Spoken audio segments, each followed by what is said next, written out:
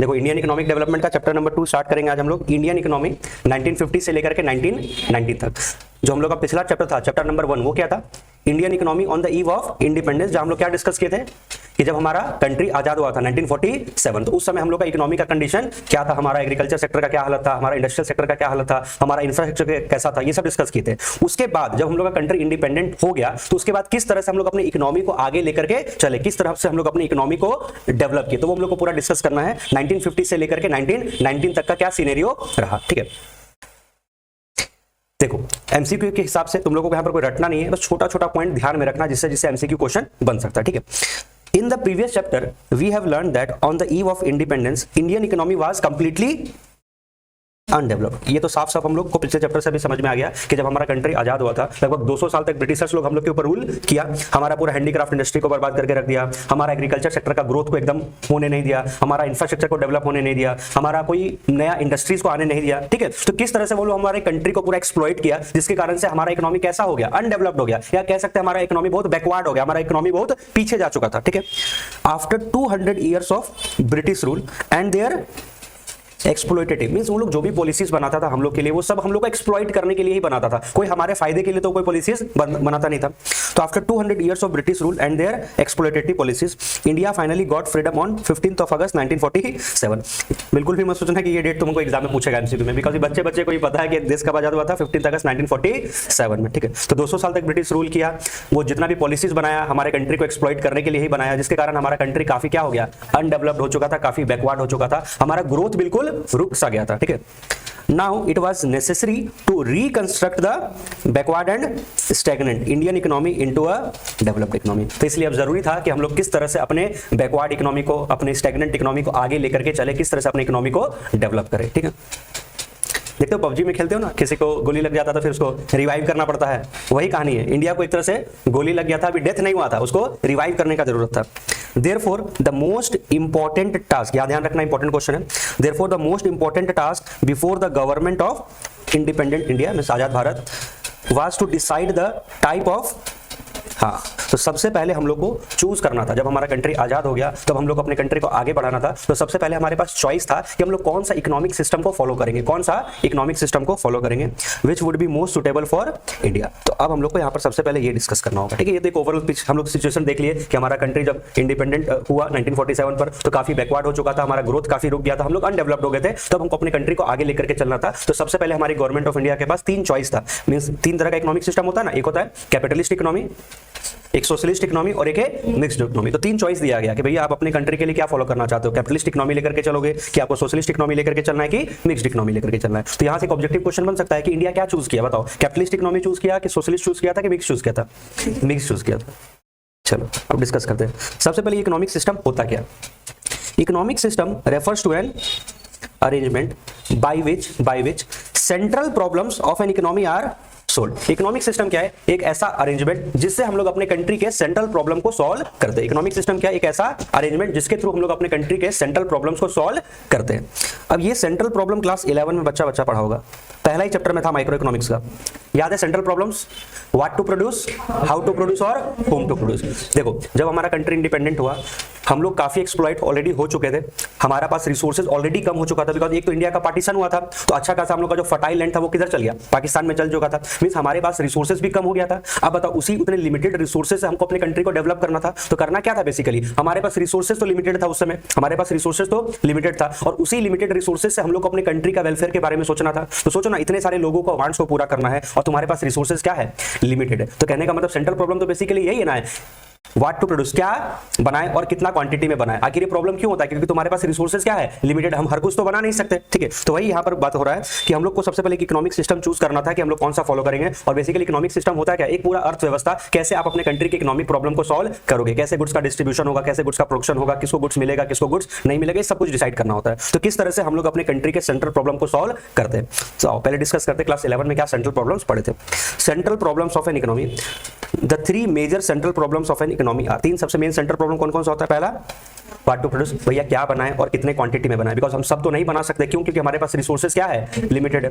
फिर दूसरा कैसे बनाए, हम लोग लेबर इंटेंसिव टेक्निक फॉलो करेंगे या कैपिटल इंटेंसिव टेक्निक फॉलो करेंगे। लेबर इंटेंसिव में क्या होता है, लेबर का यूज ज्यादा होता है और कैपिटल मतलब मशीन का यूज कम होता है। और कैपिटल इंटेंसिव टेक्निक में कैपिटल मतलब मशीन्स का यूज ज्यादा होता है और लेबर का यूज कम होता है। तो उस समय जब हम लोग का कंट्री आजाद हुआ था तो क्या हमारे पास कोई टेक्नोलॉजी था, क्या हमारे पास कोई मशीन था? नहीं, हमारे पास तो लेबर ही ज्यादा था। तो हम लोग कौन सा फॉलो कर सकते थे? Labour intensive. लेकिन देखो, अगर तुमको पूरे वर्ल्ड में कंपीट करना है, पूरे वर्ल्ड में कंपीट करना है तो खाली लेबर इंटेंसिव से यूज तो काम नहीं होगा, तुमको कहीं ना कहीं मशीन का भी तो यूज करना होगा। तो कहने का मतलब ये नहीं होता कि लेबर इंटेंसिव टेक्निक में खाली लेबर का यूज हो रहा है, दोनों का यूज हो रहा है, लेबर का भी यूज होता है और मशीन का यूज होता है, बट लेबर का यूज ज्यादा होता है, मशीन का यूज कम होता है। तो हमारे पास कई सारा प्रॉब्लम था भाई, हमको अपने कंट्री को आगे लेकर के चलना है। हमारे कंट्री में ऑलरेडी इतना सारा समस्या था कि अनएम्प्लॉयमेंट का प्रॉब्लम हो गया था, हमारे कंट्री में पॉवर्टी का भी प्रॉब्लम चला था। तो सबको लेकर के हम लोग को मैनेज करना था। पॉवर्टी को हटाना है तो भैया तुम कैपिटल इंटेंसिव टेक्निक नहीं ना यूज कर सकते हो, क्योंकि कैपिटल इंटेंसिव टेक्निक में क्या होगा, मशीन का यूज ज्यादा होगा तो लोगों को तो नौकरी कम मिलेगा। तो उस समय तो हमारे कंट्री में लोगों को नौकरी का जरूरत था, बिकॉज पॉवर्टी ज्यादा था। तो हम लोग लेबर इंटेंसिव टेक्निक यूज कर सकते थे। ठीक है, आओ देखते हैं व्हाट टू प्रोड्यूस क्या बोलता है। It involves deciding the final combination of goods and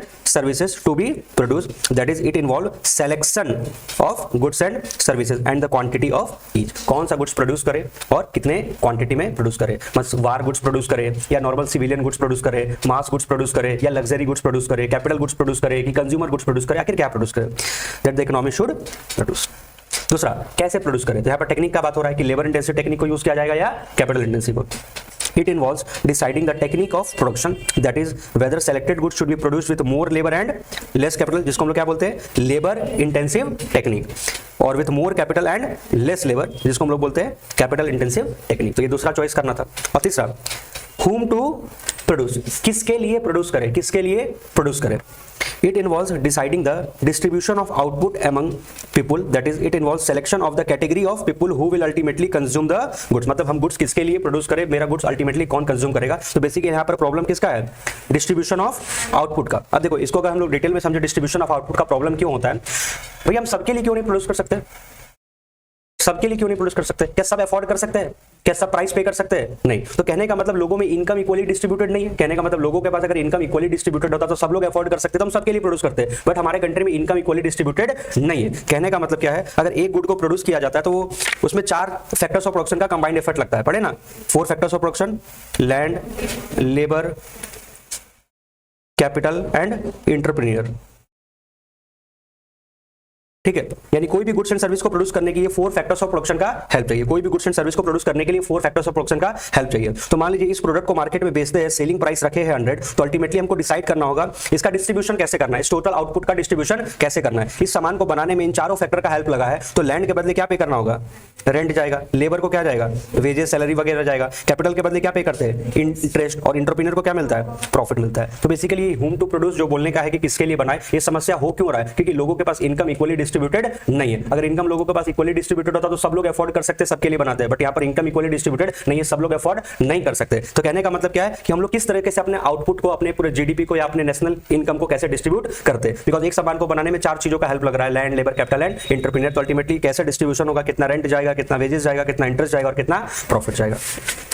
ये 3 मेन समस्या था, what to produce, how to produce and whom to produce. ठीक है, चलो इसके बाद तो फाइनली हम लोग कौन सा इकोनॉमिक सिस्टम ऐसे अडॉप्ट किए थे, मिक्स्ड इकोनॉमी। ऐसे 3 तरह का इकोनॉमी होता है, एक होता है कैपिटलिस्ट इकोनॉमी, एक होता है सोशलिस्ट इकोनॉमी और एक होता है मिक्स्ड इकोनॉमी। इंडिया कौन सा अडॉप्ट किया था, मिक्स्ड इकोनॉमी। चलो बट उससे पहले एक बार हम लोग तीनों इकोनॉमी के बारे में डिस्कस कर लेते हैं। कैपिटलिस्ट इकोनॉमी क्या होता है, उसका फीचर्स क्या है, सोशलिस्ट इकोनॉमी और mixed economy. Types of economic system, पहला है capitalist economy.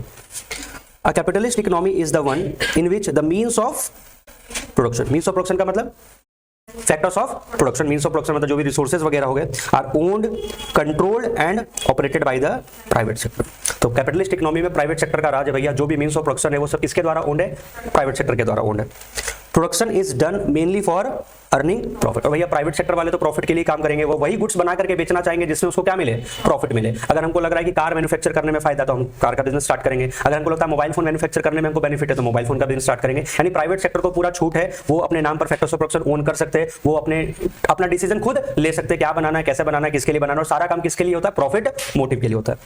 So the central problem what, how and whom to produce are solved through the market forces of demand and supply. ये market forces of demand supply क्या होता है भैया, market में जिस चीज का डिमांड डिमांड है हम वही बनाएंगे, मार्केट में जिस चीज का डिमांड है उसी का सप्लाई करेंगे। ये नहीं कि लोगों को जरूरत क्या है, हमको लोगों के जरूरत से कोई लेना देना नहीं है, हमको गरीब आदमी से कोई लेना देना नहीं है। मेरा सामान जो बंदा खरीद सकता है, जो हमको प्राइस पे कर सकता है, जो अफोर्ड कर सकता है, हम तो उसके लिए बनाएंगे, बिकॉज हम प्रॉफिट मोटिव के लिए काम कर रहे हैं, कोई सोशल वेलफेयर के लिए काम नहीं कर रहे हैं। Under capitalist economy the 3 central problems are solved in the following manner. तो देखो, अगर कोई कंट्री अगर कैपिटलिस्ट इकोनॉमी को अडॉप्ट कर लेती है तो वो अपना समस्या को कैसे सॉल्व कर सकती है। 3 समस्या था, what to produce, how to produce और whom टू प्रोड्यूस। तो कैपिटलिस्ट इकोनॉमी में ये जो व्हाट टू प्रोड्यूस का प्रॉब्लम है वो कैसे सॉल्व होता है, भैया हम तो वही बना करके बेचेंगे जिसमें हमको क्या मिले, प्रॉफिट मिले। Under this system only those goods are produce that can be sold profitably either in the domestic or in the foreign market. हम तो भैया वही बनाएंगे जिसमें हमको क्या मिल रहा है, मुनाफा मिल रहा है।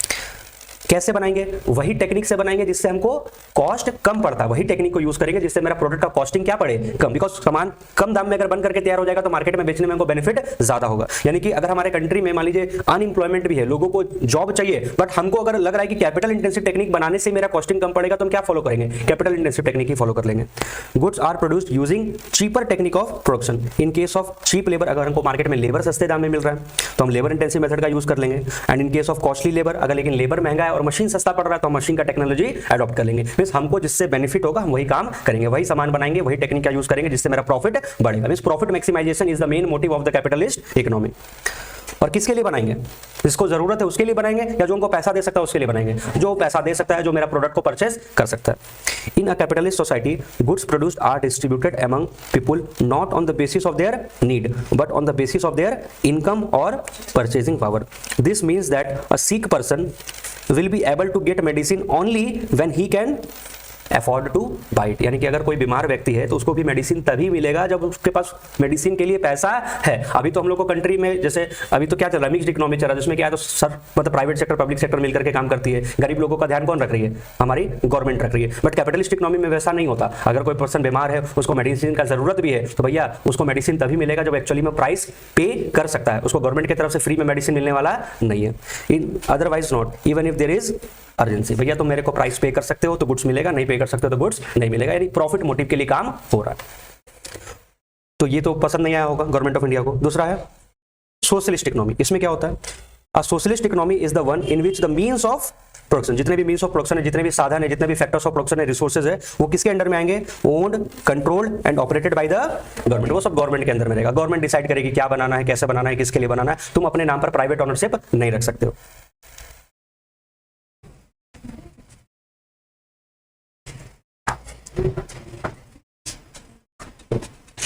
देखना, सोशलिस्ट इकोनॉमी हम लोग डिस्कस कर रहे थे। Socialist economy is the one in which means of production, means of production का मतलब फैक्टर्स ऑफ प्रोडक्शन और you can say resources are owned, controlled and operated by the government. सारा कुछ गवर्नमेंट का रहेगा। Under socialist economy the 3 central problems are solved in the following manner. तो socialist economy अपने problem को कैसे solve करता है, तो देखो, जो पहला प्रॉब्लम होता है उनका व्हाट टू प्रोड्यूस, क्या बनाए, क्या बनाए, वही बनाए जिसका सोसाइटी को नीड है, वही बनाए जिसका सोसाइटी को जरूरत है, जिससे लोगों का सोशल वेलफेयर होगा। In a socialist society the government decide what to produce in accordance with the need of the society. Society के ध्यान में रखते हुए चीजों को बनाया जाएगा। ये नहीं कि खाली कार मैन्युफैक्चर हो रहा है, लग्जरी मोबाइल फोन्स मैन्युफैक्चर हो रहा है, वो सब नहीं। जो चीज का लोगों को सोसाइटी में जरूरत है वो चीज बनाया जाएगा।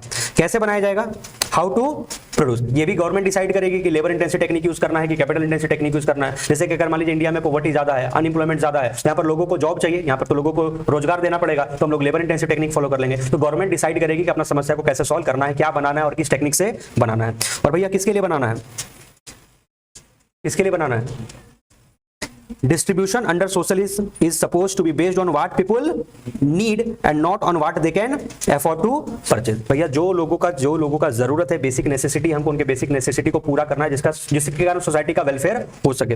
और socialist nation provide free health care to the citizens who need it. अगर लोगों को लगता है कि हेल्थ फैसिलिटीज प्रोवाइड करना इवन फ्री ऑफ कॉस्ट, तो भी गवर्नमेंट को प्रोवाइड करना पड़ेगा। यानी कि कैपिटलिस्ट इकोनॉमी में सारा कुछ प्राइवेट ओनरशिप के अंदर में आ जाता है। प्राइवेट इंटरप्रीनियर्स डिसाइड करेंगे क्या बनाना है, कैसे बनाना है, किसके लिए बनाना है। बट सोशलिस्ट इकोनॉमी में सारा रिसोर्सेज गवर्नमेंट के अंदर में आता है और गवर्नमेंट डिसाइड करेगी कि कंट्री में क्या प्रोड्यूस किया जाएगा, किस टेक्नोलॉजी के हिसाब से प्रोड्यूस किया जाएगा और किसके लिए प्रोड्यूस किया जाएगा। और थर्ड होता है मिक्स्ड इकोनॉमी। मिक्स्ड इकोनॉमी में क्या होता है, हम लोग कैपिटलिस्ट इकोनॉमी और सोशलिस्ट इकोनॉमी के बेस्ट फीचर्स को कंबाइन करके अल्टरनेटिव खोजें। A mixed economic system refers to a system in which public sector and private sector are allotted their respective roles for solving the central problems of the economy. यानी private sector and public sector दोनों मिल करके काम करेगा। कुछ चीज private sector के द्वारा बनाया जाएगा और कुछ चीज पब्लिक सेक्टर प्रोवाइड करेगा, मींस गवर्नमेंट प्रोवाइड करेगी। In mixed economy the government and the market together solve the three problem, what to produce, how to produce and whom to produce। Private sector public sector मिल करके देखेगा। The private sector provides whatever goods and service it can produce well.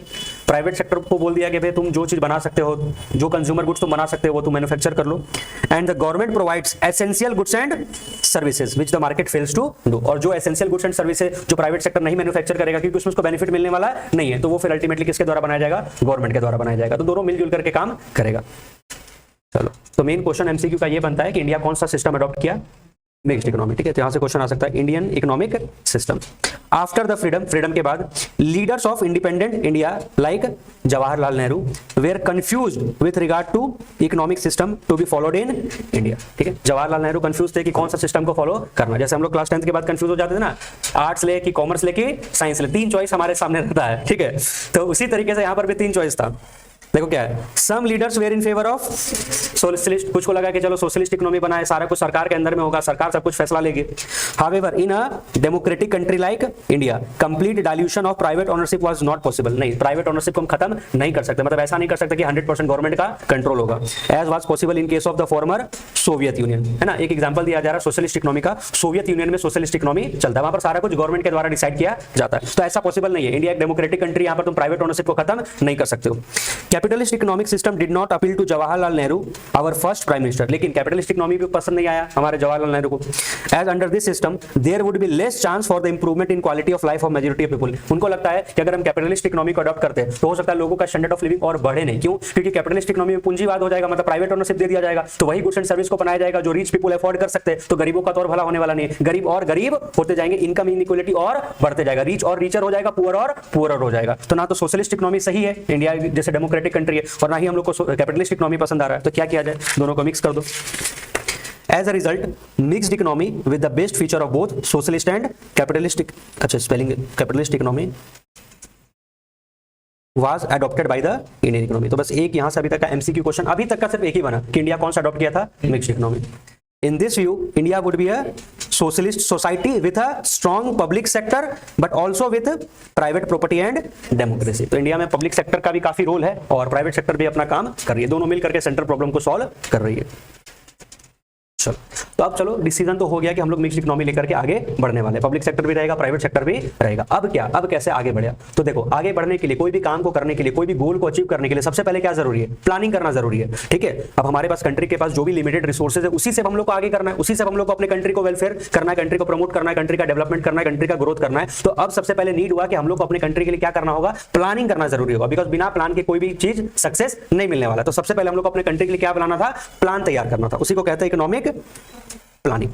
After adopting the mixed economic system, the next important step for the government was to revive the poor, backward and stagnant economy। हमारा economy उस समय काफी poor था, backward था और हमारा growth काफी रुक चुका था, मतलब हम लोग स्टैग्नेंट इकोनॉमी थे। तो हम लोग अपनी इकोनॉमी को क्या करना था, रिवाइव करना था। अच्छा, ये इकोनॉमी हम लोग ऐसा इकोनॉमी कहां से मिला था, inherited from the British rules. 200 साल तक ब्रिटिश रूल किया, हमारे इकोनॉमी को बर्बाद करके रख दिया। अब हम लोग अपने कंट्री को क्या करना था, रिवाइव करना था। So for the development of Indian economy it was necessary for the government to plan for the economy, जिसको बोलते हैं इकोनॉमिक प्लानिंग। इकोनॉमिक प्लानिंग क्या है, बेसिकली अपने इकोनॉमी के लिए प्लान करना कि अपने इकोनॉमी का ग्रोथ कैसे करना है, अपने इकोनॉमी को कैसे और डेवलप करना है। ठीक है, इकोनॉमिक प्लानिंग क्या होता है, economic planning can be defined as making major economic decision, अपने कंट्री के लिए इकोनॉमिक डिसीजन लेना।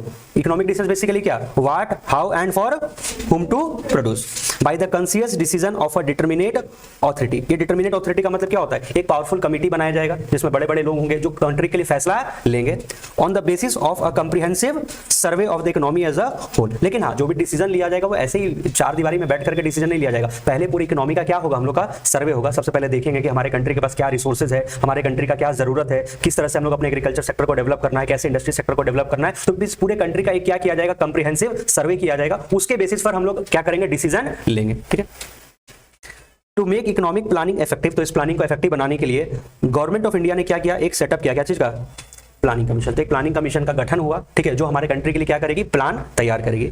To make economic planning effective the government of India set a planning commission in 1950 with the prime minister as the chairman. हाँ, यहां से objective question बन सकता है कि प्लानिंग कमीशन जो बना था, कब बना था, 1950 में। हमारा कॉन्स्टिट्यूशन भी कब ड्राफ्ट हुआ था, हमारा संविधान कब बना था, 1950 में। हाँ, तो हमारा जो प्लानिंग कमीशन था उसके चेयरमैन कौन थे, प्राइम मिनिस्टर। प्राइम मिनिस्टर कौन थे उस समय, जवाहरलाल नेहरू, ठीक है।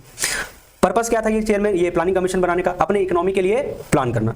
The purpose of the commission was to carefully assess the human and physical resources of the country. एक इकोनॉमिक सर्वे किया जाएगा, देखो अपने कंट्री में कितना फिजिकल रिसोर्सेज है, कितना ह्यूमन रिसोर्सेज है, and to prepare the plan for the effective use of resources. यानी बेसिकली इकोनॉमिक प्लानिंग क्या है, प्लानिंग यही ना कि हमको अपने रिसोर्सेज को किस तरह से यूटिलाइज करना है, क्योंकि हमारे पास रिसोर्सेज लिमिटेड है और हमारे वांट्स क्या है, अनलिमिटेड है। तो किस तरीके से हम अपने रिसोर्सेज का ऑप्टिमम यूटिलाइजेशन करेंगे, बस यही तो इकोनॉमिक प्लानिंग है। The planning commission fix the planning period. अच्छा, ये जो प्लान बनेगा कितने समय के लिए बनेगा, ये कोई 4 महीना 5 महीना 1 साल के लिए नहीं बनेगा। प्लान जो भी बनेगा कम से कम कितने साल के लिए बनेगा, 5 साल के लिए, जिसको हम लोग बोलते हैं 5 year plan. The planning commission fix the planning period at 5 year which begin the era of 5 year plan, ठीक है। Note, it must be noted that planning commission is no more in. अब प्लानिंग कमीशन खत्म हो गया। Planning commission जो 1950 में बना था, अब मोदी सरकार इसको खत्म कर दिया। On 1 January 2015 a cabinet resolution was passed to replace the planning commission with the newly formed NITI Aayog. बस ये याद रखना, प्लानिंग कमीशन को रिप्लेस करके अब क्या ले आया है, नीति आयोग। हाँ, तुमसे इसका फुल फॉर्म पूछ सकता है, national institution for transforming India. National institution for transforming India, नाम बदल रहा, काम सबका वही है, ठीक है। कब रिप्लेस हुआ, 1 जनवरी 2015 को। प्लानिंग कमीशन खत्म हो गया, नीति आयोग आ गया, national institution for transforming India. अच्छा, अभी एक छोटा सा प्लान का मतलब समझा गया। प्लान क्या होता है, प्लान एक डॉक्यूमेंट है जहां पर हम लोग क्या शो करेंगे, पूरा डिटेल में अपना स्कीम तैयार करेंगे, प्रोग्राम बनाएंगे, स्ट्रेटेजी बनाएंगे, worked out in advance for fulfilling and objective. Means हमारा कोई ऑब्जेक्टिव है, हमारा कोई गोल है, उस गोल को पूरा करने के लिए हम ऑन पेपर एक प्लान तैयार करते हैं कि क्या स्कीम फॉलो करना है, क्या हमारा प्रोग्राम्स होगा, क्या हमारा स्ट्रेटेजी होगा, सब कुछ एडवांस में डिसाइड करना, उसी को कहते हैं प्लानिंग। प्लानिंग क्या है, planning is deciding in advance what to do, how to do, when to do. BST में पढ़े होगे ना प्लानिंग का डिफिनेशन। प्लानिंग क्या है, डिसाइड करना इन एडवांस, क्या करना है, कैसे करना है, किसको करना है, कब करना, सब कुछ हम लोग एडवांस में लेकर के चलते हैं। Planning is done to achieve some pre determined goal. हाँ, प्लानिंग क्यों करते हैं, एक गोल, अपना एक ऑब्जेक्टिव को अचीव करने के लिए with in a specified time period. और जब भी प्लान बनता है वहां पर हम लोग बताते हैं कि हम लोग इतने समय में ये गोल को अचीव करना है, एक पार्टिकुलर टाइम के अंदर में। It involves detailed analysis of the problem at hand. Plan बनाते समय सबसे पहले क्या देखते हैं कि हम लोग का प्रॉब्लम क्या है, उसका एक एनालिसिस करते हैं, and making conscious decision to solve them, और कैसे उसको सॉल्व करना है। ये तो प्लान बनता है कि हमारा प्रॉब्लम क्या है, उसको सॉल्व कैसे करना है। In India plans are made for duration of, काम का तो बात यही है कि जो प्लान बनता है कितने साल के लिए बनता है, 5 इयर्स के लिए, एंड आर उसी को क्या बोलते हैं, 5 ईयर प्लान। अच्छा, ये 5 ईयर प्लान का कंसेप्ट भी हम लोग चोरी करके लाए, अपना नहीं है।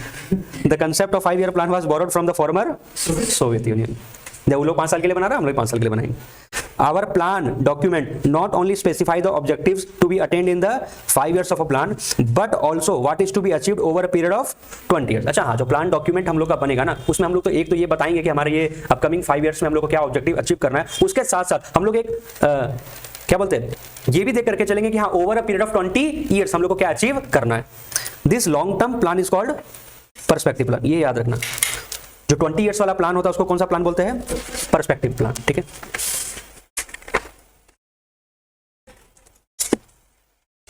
The 5-year plan have been concerned with the removal of economic backwardness of the country. Main ये 5 ईयर प्लान क्या था, हम लोग 5 ईयर प्लान में क्या कर रहे थे, यही डिसाइड कर रहे थे कि कैसे अपने, हमारा कंट्री ऑलरेडी इतना बैकवर्ड हो चुका है, कंट्री ऑलरेडी इतना अंडर डेवलप्ड हो चुका है, इतना स्टैग्नेंट हो चुका है, उसको कैसे रिमूव करें, and to make India developed. Planning यही ना था कि अपने कंट्री को कैसे डेवलप करें।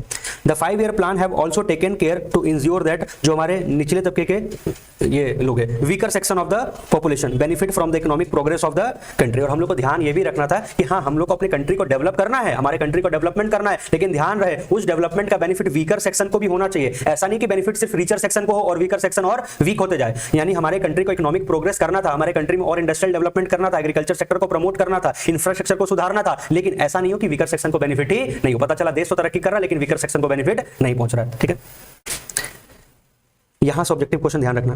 द फर्स्ट 5 ईयर प्लान, पहला 5 ईयर प्लान लॉन्च हुआ था by our first prime minister Pandit Jawaharlal Nehru in the parliament and it was launch for a period starting from ये date 1 April 1951 and ending on 31 March 1956। हमारा planning commission बना था 1950 में। उसके बाद हमारा फर्स्ट 5 ईयर प्लान जो लॉन्च हुआ वो किस पीरियड के लिए हुआ? 1 अप्रैल 1951 जो कब खत्म होगा? 31 मार्च 1956। तो ये डेट तुमसे पूछ सकता है कि फर्स्ट 5 ईयर प्लान का पीरियड क्या है? 1 अप्रैल 1951 से 31 मार्च 1956। और ये उस समय हमारे प्राइम मिनिस्टर कौन थे? पंडित जवाहरलाल नेहरू।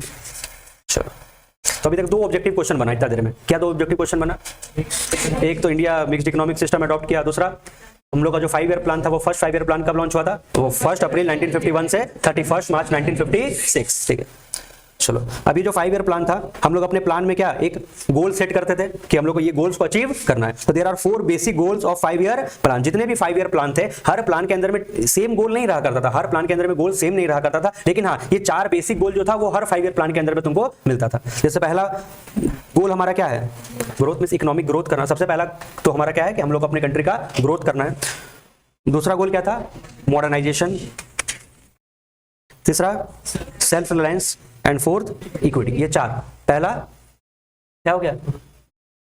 पहला ग्रोथ, दूसरा पहला ग्रोथ, दूसरा मॉडर्नाइजेशन, सेल्फ रिलायंस और इक्विटी। ठीक है, अच्छा इससे कोई वर्ड बनेगा? देखो तो GAMES। हम लोग गेम्स चाहते हैं ना, गेम्स। जी से गोल, ए से तो कुछ बनेगा नहीं, एम से मॉडर्नाइजेशन, ई से इक्विटी, एस से सेल्फ रिलायंस। हम लोग का स्कूल जाने का गोल एक ही रहता था, क्या? गेम्स मिले, है ना। चलो पहला देखते हैं कि हम लोग का ग्रोथ में क्या बोला गया। द स्टैग्नेशन ड्यूरिंग द हम पूरा एज इट इज पूरा सारा कंटेक्स्ट बुक का इसलिए पढ़ा रहे हैं क्योंकि line by line go through नहीं करेंगे तो पता नहीं ऑब्जेक्टिव क्वेश्चन कैसा बन करके आएगा, इसलिए वो रटना है नहीं। इसको रीड करने में ज्यादा समय हम लोग को नहीं लग रहा है, बस एक बार रीड कर लो और पॉइंट ध्यान में रहेगा। बिकॉज हो सकता है हम लोग ऑब्जेक्टिव क्वेश्चन बुक से प्रैक्टिस भी कर ले पर कोई नया ऑब्जेक्टिव क्वेश्चन आ जाए, इसीलिए बुक को हम थोड़ी लाइन बाय लाइन पूरा गो थ्रू करवा दे रही है संदीप गर्ग को। ठीक है, रटना तुम लोग को नहीं है। अगर हम इसको और छोटा करके 2-3 लाइन में नोट्स बना भी लेंगे तो फिर पता नहीं ऑब्जेक्टिव क्वेश्चन कहां से आ जाएगा, इसलिए पूरा ही रीड कर दे रहे। ठीक है, ग्रोथ में क्या बोला गया कि जो स्टैग्नेशन था, स्टैग्नेशन का मतलब क्या था? जब हमारा कंट्री इंडिपेंडेंट हुआ था उस समय हमारा ग्रोथ काफी रुका हुआ था। The stagnation during the British rule forced the planner to make economic growth as the first and foremost objective of Indian plan। क्योंकि हमारा कंट्री का ऑलरेडी ग्रोथ इतना ज्यादा रुक गया था कि हम लोग को सबसे पहले जो प्लानिंग करना स्टार्ट किए तो सबसे पहला ऑब्जेक्टिव तो यही रखे कि भैया सबसे पहले हमको अपने कंट्री का क्या करना होगा? ग्रोथ करना होगा। ग्रोथ का मतलब क्या होता है? Increase in the country's capacity to produce the output of goods and services within the country. कि अपने कैपेसिटी को बढ़ाओ, गुड्स एंड सर्विसेज को इंडिया में ही प्रोड्यूस करो। बिकॉज हम फॉरेन से गुड्स मंगाते थे, हम लोग अपने फूड ग्रेन का भी जो रिक्वायरमेंट था वो अमेरिका से इंपोर्ट करते थे। नहीं, तो हम लोग अपनी कंट्री को ग्रोथ करना है, हमको अपने कंट्री के कैपेसिटी को बढ़ाना है गुड्स एंड सर्विसेज को प्रोड्यूस करने का। Growth implies either a larger stock of productive capital. Growth किससे होगा? या तो तुम्हारे पास लार्जर स्टॉक हो किस चीज का? Productive capital. प्रोडक्टिव कैपिटल का मतलब क्या होता है? Capital goods. कैपिटल गुड्स का मतलब मशीन्स, हेवी मशीन्स, इक्विपमेंट्स। क्योंकि हमारे पास उस समय हेवी मशीन्स, इक्विपमेंट्स वगैरह नहीं था, हमारे पास उतना टेक्नोलॉजी वगैरह नहीं था। तो सबसे पहले तो ग्रोथ करने का मतलब क्या है? अपने कंट्री में ही मशीन्स, इक्विपमेंट्स अरेंज करो। और a larger size of supporting service. Growth इससे भी पता चलता है कि तुम्हारा ट्रांसपोर्ट सिस्टम कितना बढ़िया है, तुम्हारा बैंकिंग सर्विस कितना बढ़िया है। और an increase in the efficiency of productive capital and service. या तो तुम अपने प्रोडक्टिव कैपिटल का और एफिशिएंसी को बढ़ाओ, या जो तुम सर्विस प्रोवाइड कर रहे हो, सपोर्टिंग सर्विस प्रोवाइड कर रहे हो, उसका भी एफिशिएंसी को बढ़ाओ। ग्रोथ इसी से पता चलता है कि कौन कंट्री कितना ज्यादा गुड्स एंड सर्विस को प्रोड्यूस करने का कैपेसिटी रखता है, कौन कंट्री कितना ज्यादा गुड्स एंड सर्विस को प्रोड्यूस करने का कैपेसिटी रखता है। या कह सकते हो किस कंट्री का, जिस कंट्री का जीडीपी बढ़ेगा, जिस कंट्री का जीडीपी बढ़ेगा, कह सकते हो उस कंट्री का ग्रोथ होगा। A steady increase in the GDP, gross domestic product, is a good indicator of economic growth. ये याद रख सकते हो, क्वेश्चन पूछ सकता है। Good indicator of economic growth क्या है? जीडीपी। अगर हमारा कंट्री का जीडीपी लगातार बढ़ रहा है तो हम कह सकते हैं कि हमारा कंट्री का इकोनॉमिक ग्रोथ हो रहा है। जीडीपी का मतलब क्या होता है? हम लोग अपने कंट्री में जितना, वो तो उसका ये बोल दिए, फुल फॉर्म बोल दिए। जीडीपी क्या होता है? हमारे कंट्री में जितना भी गुड्स एंड सर्विस हम लोग प्रोड्यूस करते हैं, अगर उसका मार्केट वैल्यू को सम अप कर दे तो क्या बन जाएगा? देश का GDP. GDP refers to the market value of all the final goods and services produced in the country during a period of 1 year. एक साल के अंदर में हम लोग अपने कंट्री में जितना भी गुड्स एंड सर्विस प्रोड्यूस किए सबके वैल्यू को अगर जोड़ देंगे तो क्या पता चलेगा? जीडीपी। और अगर हमारे कंट्री का जीडीपी लगातार बढ़ेगा तो हम कह सकते हैं कि हमारे कंट्री का क्या हो रहा है? इकोनॉमिक ग्रोथ हो रहा है। क्योंकि देखो जितना ज्यादा गुड्स एंड सर्विस बनेगा उतना ज्यादा फैक्ट्री में काम होगा, फैक्ट्री में काम होगा, लोगों को इंप्लॉयमेंट मिलेगा, लोगों को इंप्लॉयमेंट मिलेगा, लोगों के पास पैसा आएगा, लोगों के पास पैसा आएगा, लोगों का स्टैंडर्ड ऑफ लिविंग अपने आप धीरे धीरे बढ़ना चालू हो जाएगा। The GDP of a country is derived from the different sector. अच्छा, जीडीपी जो होता है, जीडीपी में किसका किसका कंट्रीब्यूशन होता है? प्राइमरी सेक्टर का भी कंट्रीब्यूशन होता है, सेकेंडरी सेक्टर का भी कंट्रीब्यूशन होता है, टर्सरी सेक्टर का भी कंट्रीब्यूशन होता है। तो ये लिखा हुआ है the GDP of a country is derived from the different sector. Agriculture sector मतलब कि प्राइमरी सेक्टर हो गया, इंडस्ट्रियल सेक्टर वही सेकेंडरी सेक्टर हो गया, एंड सर्विस सेक्टर मतलब कि टर्सरी सेक्टर। हर सेक्टर का कुछ ना कुछ देश के गुड्स एंड सर्विस में कंट्रीब्यूशन है। of the country. The contribution of each sector makes up the structural composition of the economy. ये लाइन को ध्यान रखना, इससे कोई ऑब्जेक्टिव क्वेश्चन बन सकता है. The contribution of each sector, her sector का, प्राइमरी सेकेंडरी टर्सरी सेक्टर का हमारे जीडीपी में कितना कंट्रीब्यूशन है, makes up the structural composition of the economy. ठीक है. तो ग्रोथ में सबसे पहला पॉइंट, ग्रोथ क्या बोला गया, ब्रिटिश रूल के दौरान हम लोग का इकोनॉमिक ग्रोथ काफी रुक गया था, मींस हमारा इकोनॉमी काफी क्या हो चुका था, स्टैग्नेंट हो चुका था. इसलिए सबसे पहले हम लोग अपने प्लान में सबसे पहला ऑब्जेक्टिव तो यही रखना पड़ा कि हम लोग को सबसे पहले अपने कंट्री का क्या करना है, इकोनॉमिक ग्रोथ करना है. ग्रोथ का मतलब क्या होता है, अपने कंट्री के कैपेसिटी को बढ़ाना, to produce more goods and services. और ग्रोथ किससे पता चलता है, हमारे जीडीपी से. अगर हमारा जीडीपी लगातार इंक्रीज कर रहा है तो कह सकते हैं हमारे कंट्री का ग्रोथ हो रहा है. ठीक है. दूसरा, हमको अपने कंट्री को क्या करना था, मॉडर्नाइजेशन. मॉडर्नाइजेशन का मतलब क्या, हमारे पास उस समय जो टेक्निक यूज करते थे हम लोग बहुत आउटडेटेड टेक्निक यूज कर रहे थे, तो हम लोग को नया नया मॉडर्न टेक्नोलॉजीज को भी अडॉप्ट करना था. Modernisation is needed to raise the standard of living of people and modernisation include. देखो मॉडर्नाइजेशन का मतलब क्या होता है, पहला हम लोग नया नया टेक्नोलॉजी को अडॉप्ट करना चालू करेंगे, और दूसरा हम लोग को अपना सोच भी थोड़ा सा चेंज करना पड़ेगा, रूढ़िवादी सोच को भी चेंज करना पड़ेगा, हम लोग को आउटलुक को भी थोड़ा सा चेंज करना पड़ेगा. यानी कि हम लोग कब मॉडर्न होंगे, मॉडर्न तब होंगे जब हम लोग नए टेक्निक को यूज करना चालू करेंगे और हम लोग अपने आउटलुक को चेंज करेंगे. आउटलुक को चेंज करने का मतलब क्या, पहले के जमाने में माना करता था, मतलब जो महिलाएं होती थी उनको घर का ही काम करना, मतलब बस वो हाउसवाइफ बन करके रह जाती थी, उनको मींस उनको प्रोडक्शन में नहीं उतारा जाता था, उनको प्रोडक्शन में नहीं उतारा जाता था, वो लोग बस घर का काम वगैरह करने के लिए थी. लेकिन नहीं, आज के डेट में मैन और वुमेन में कोई अंतर नहीं है. जितना मैन कंट्रीब्यूशन कर रहे हैं हमारे कंट्री के जीडीपी में, अगर मैन काम कर रहे हैं तो वुमेन भी काम कर सकती है. तो हम लोग अपना आउटलुक को चेंज करना पड़ेगा कि महिलाएं काम नहीं कर सकती है. तो देखो मॉडर्नाइजेशन किससे होगा, दो चीज से. एक तो हम लोग को नया टेक्नोलॉजी अडॉप्ट करना चाहिए और अपने सोशल आउटलुक को, अपने रूढ़िवादी सोच को भी बदलना चाहिए. Modernisation aims to increase the production of goods and service through the use of नया टेक्नोलॉजी को, बिकॉज तुमको वर्ल्ड लेवल में अगर कंपीट करना है तो भैया तुमको नया टेक्नोलॉजी अडॉप्ट करना ही पड़ेगा. दूसरा, अपने सोच को भी बदलना पड़ेगा, अपने आउटलुक को भी बदलना पड़ेगा. Modernisation also requires change in social outlook such as gender empowerment or providing equal rights to women. A society will be more civilized and prosperous if it make use of the talent of women in the workplace. यानी women को भी equal role दिया जाना चाहिए. ठीक है. तो modernisation में बस दो पॉइंट याद रखना, हम लोग मॉडर्नाइज कब कहलाएंगे कि हम लोग मॉडर्न हो गए, जब हम लोग नया टेक्नोलॉजीज को अडॉप्ट करना चालू करेंगे और हम लोग वुमेन इंपावरमेंट भी करेंगे. वुमेन को भी इक्वल राइट प्रोवाइड किया जाएगा, मींस ऐसा नहीं कि वो लोग सिर्फ घर का ही काम करेंगे, वो लोग भी फैक्ट्रीज में काम कर सकते हैं. तीसरा ऑब्जेक्टिव क्या था, हम लोग को क्या होना होगा, सेल्फ रिलायंट होना होगा, हम लोग को अपने पैर पर खड़ा होना होगा, हम लोग को दूसरे पर डिपेंडेंट नहीं रहना होगा, हम लोग को दूसरे पर निर्भर नहीं रहना होगा. यानी हमारे कंट्री के पास जो रिसोर्सेज है हमको अपने ही डोमेस्टिक रिसोर्सेज को यूज करके प्रोडक्शन करना चालू करना चाहिए. ये नहीं कि हम लोग दूसरे कंट्री से बार बार हाथ फैलाना चाहिए, मतलब कुछ जरूरत हो सीधा चल जाओ अमेरिका के पास. Self reliance under Indian condition means overcoming the need of, बार बार बाहर से हेल्प लेने का जरूरत नहीं है. In other words, it means to have development through domestic resources. अपने ही रिसोर्सेज से डेवलपमेंट करो. The policy of self-reliance was considered a necessity because of two reasons. तो आखिर ये सेल्फ रिलायंस क्यों जरूरी था, हम लोग अपने पैर पर खड़ा होना क्यों जरूरी था, हम लोग को क्यों दूसरों पर निर्भर नहीं होना चाहिए था. उसका रीजन क्या है, हम लोग को अपना फॉरेन डिपेंडेंस को कम करना चाहिए.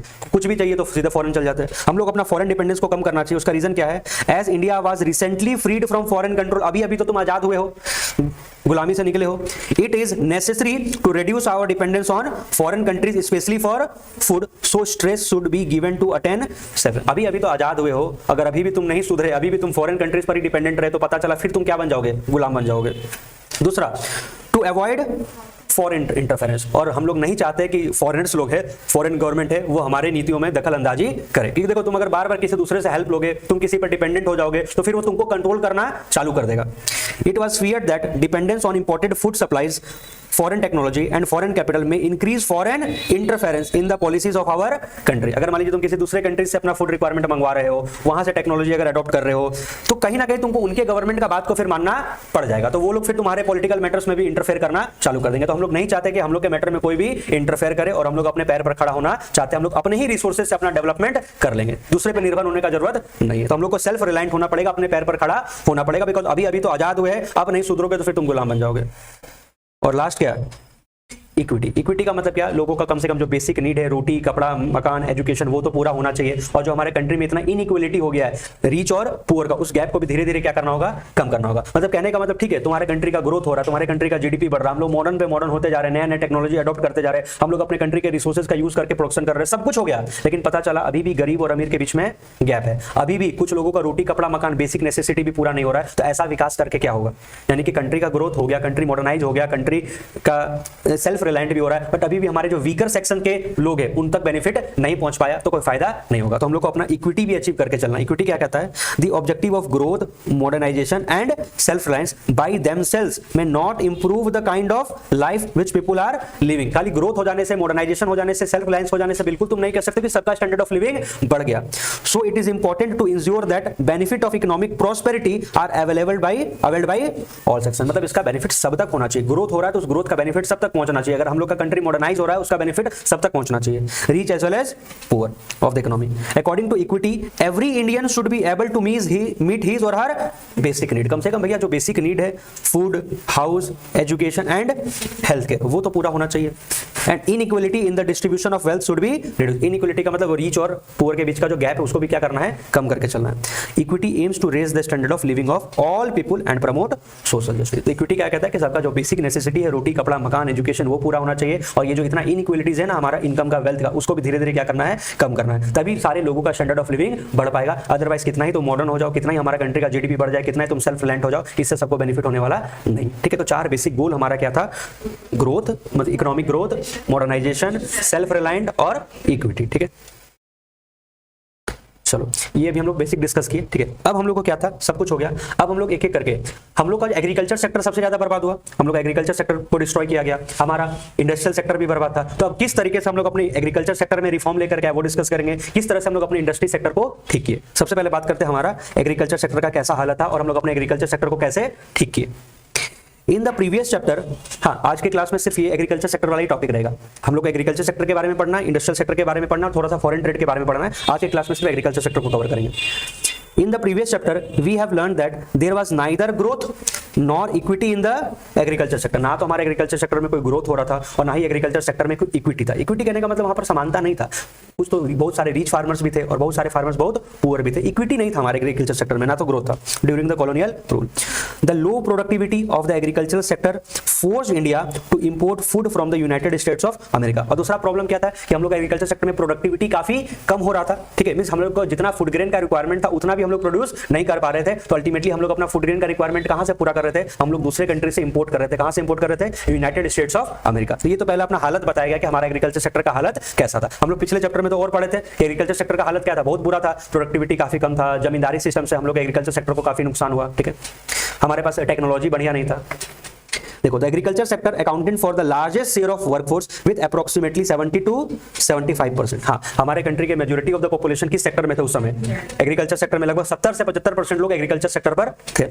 सो agriculture development was focus right from the first 5 year plan. जो पहला 5 ईयर प्लान बना, सबसे पहले बोला भैया एग्रीकल्चर सेक्टर को फोकस करो। क्यों? क्योंकि हमारा मेजॉरिटी ऑफ द पॉपुलेशन तो किस पे डिपेंड करता है? एग्रीकल्चर पे ही डिपेंड करता है। लगभग 70 से 75% आबादी एग्रीकल्चर सेक्टर पर डिपेंड करता है। तो सबसे पहले किस चीज को ठीक करना जरूरी है? एग्रीकल्चर सेक्टर को ठीक करना जरूरी है। ठीक है, फीचर्स और प्रॉब्लम्स ऑफ एग्रीकल्चर। तो चलो एक बार वापस हम लोग देख लेते हैं कि आखिर एग्रीकल्चर सेक्टर में क्या प्रॉब्लम चल रहा था।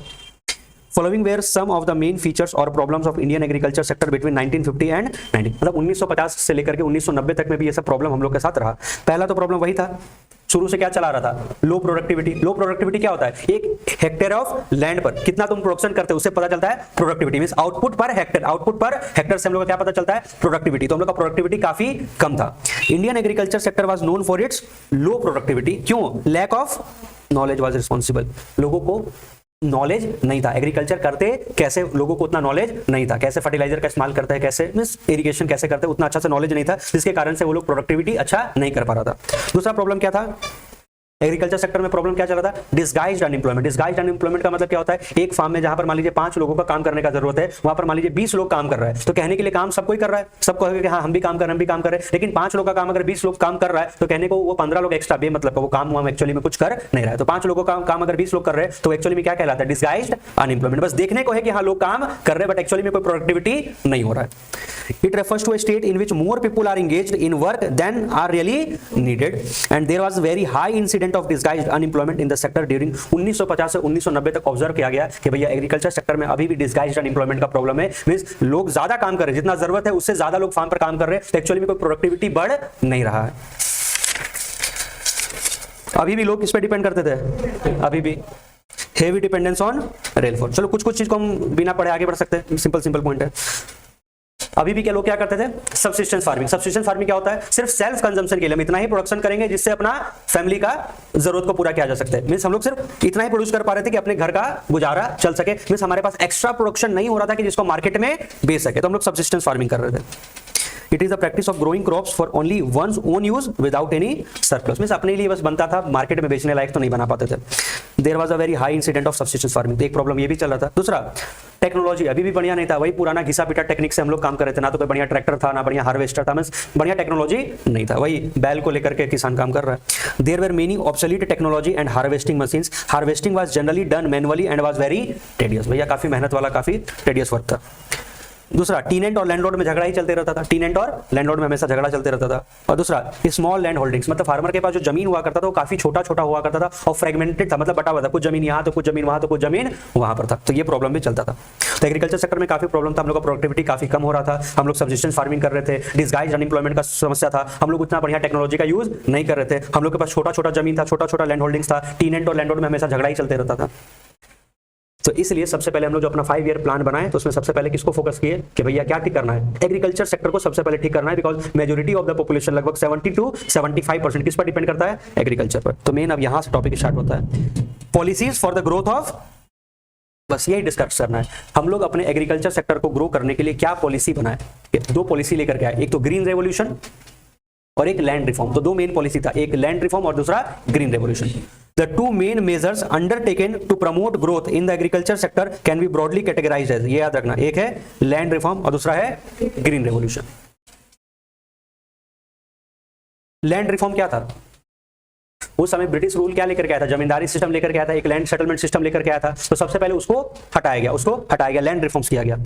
Land reforms primarily refers to change in the ownership of land holding. क्योंकि जमींदारी सिस्टम में क्या था, वो जो ब्रिटिश गवर्नमेंट थे वो क्या कहते, कुछ लोग को जमींदार बना दिए थे, उन लोग को लैंड का ऑनरशिप दे दिए थे, फिर वो अपने लैंड के ऊपर फार्मर्स लोग से काम करवाते थे, उनसे लगान वसूलते थे और ब्रिटिश गवर्नमेंट को देते थे। तो सबसे पहले भैया ये ऑनरशिप को खत्म करना पड़ेगा, ये ऑनरशिप ऑफ लैंड होल्डिंग को खत्म करना पड़ेगा। There was a great need for land reform in a country like India where majority of its population still depends on agriculture. Land reforms were needed to achieve the objective of equity in agriculture. तो main देखो यहां पर ध्यान रखो, बस land reforms में क्या किया गया, एक तो इंटरमीडियरीज को हटाया गया, इंटरमीडिएट वो जमींदार जो थे, बीच में इंटरमीडिएट्स थे, बिचौलिए थे, उनको खत्म किया गया और जो एक्चुअल टीलर्स थे, मतलब जो एक्चुअल फार्मर्स थे, जो लोग फार्म पर काम करते थे, उन्हीं को ऑनर बना दिया गया लैंड का। ठीक है, तो एक तो इंटरमीडिएट को खत्म किया गया और दूसरा लैंड सीलिंग। लैंड सीलिंग का मतलब है एक पर्सन इस पार्टी एक इतने जमीन से ज्यादा अकेले होल्ड नहीं कर सकता है। मींस अगर उससे ज्यादा जमीन तुम्हारे पास है तो वो किसका हो जाएगा, सरकार का हो जाएगा, और सरकार उस जमीन को फिर गरीब किसान को अलॉट कर देगी। तो 2 मेन रिफॉर्म लाया गया, ऑनरशिप को खत्म किया गया, जो बड़े बड़े किसान थे, मींस जो लैंडलॉर्ड्स थे, जो अपने नाम पर इतना इतना बीघा जमीन होल्ड करके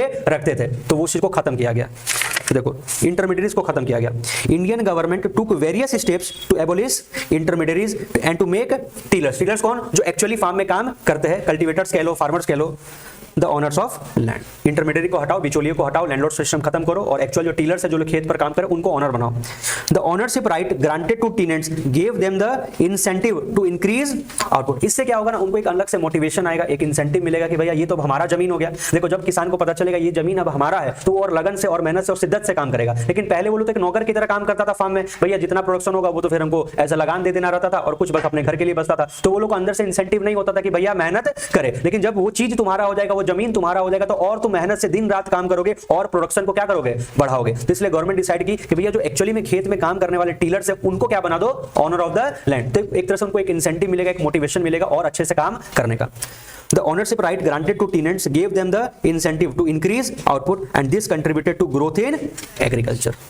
The abolition of intermediaries brought about 200 lakh tenants into direct control with the government। और इससे इंटरमीडियरी हटने से हुआ क्या, लगभग 200 कितना 200 लाख टेनेंट्स डायरेक्टली किसके कंट्रोल में आ गए, गवर्नमेंट में। मतलब पहले उनको अगर गवर्नमेंट से अपना कुछ बात रखना पड़ता था तो इंटरमीडियरी के थ्रू जाना रहता था। मिस हम इंटरमीडियरी को बोलेंगे, जमींदार को बोलेंगे, बिचौलिए को बोलेंगे, वो मेरा बात गवर्नमेंट तक पहुंचाएगी। बट जमींदारी सिस्टम खत्म, वो लैंडलॉर्ड वाला सिस्टम खत्म हो गया। अब डायरेक्टली वो टेनेंट्स जो एक्चुअल टीलर्स थे, उन लोग को अगर कोई भी समस्या होता था वो किससे कह सकते थे, गवर्नमेंट से कह सकते थे।